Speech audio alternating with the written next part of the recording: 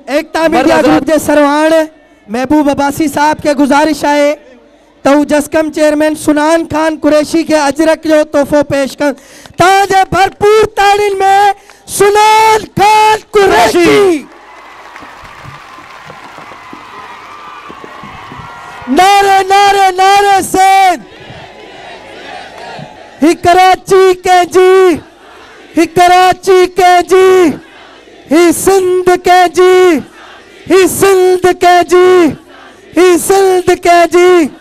हाणे आओ दावत खिताब दिया थो ताजे भरपूर ताड़ीन ऐं नारे जे जवाब सा जस्कम चेयरमैन सुनान खान कुरैशी।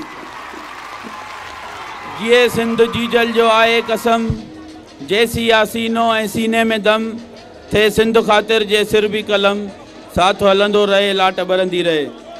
जिए सिंधु देश, जिए साईं जीएम सैयद, जिए शहीद बाबा बशीर खान कुरैशी।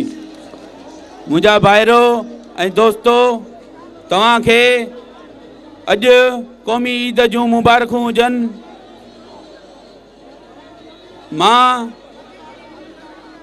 अॼु तव्हां सिंधी क़ौमी कारकुननि खे, सिंध जे मारूअड़नि खे सिंध जे रोडनि ते ॾिसी पंहिंजे शहर कराचीअ में यकीनन अॼु उन जी कराचीअ जी दिलि ख़ुशि थी हूंदी त सिंध जा माण्हू पंहिंजे ई शहर कराचीअ में कीअं घुमनि था। पोइ केरु कहिड़ी बि पार्टीअ सां तालुक़ु रखे थो, केरु कहिड़े बि फ़िरक़े सां तालुक़ु रखे थो, सिंध जे मसइले ते गॾु थियो। जीअं पंहिंजी सकाफ़त ते सभु गॾु थिया आहियो तीअं सिंध जे मसइलनि ते सभु गॾु थियो। सिंध जा जेके सिंध हिन वक़्तु ॾुखी सूरत हाल मां गुज़री रही आहे, तव्हां सिंधी क़ौम खे पुकारे रही आहे त अचो पंहिंजी धरतीअ जी मालिकी ऐं वारसी कयो।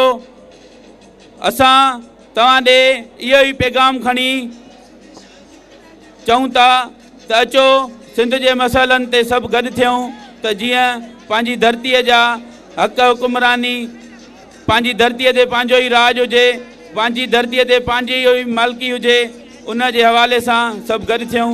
तव्हांजी महिरबानी।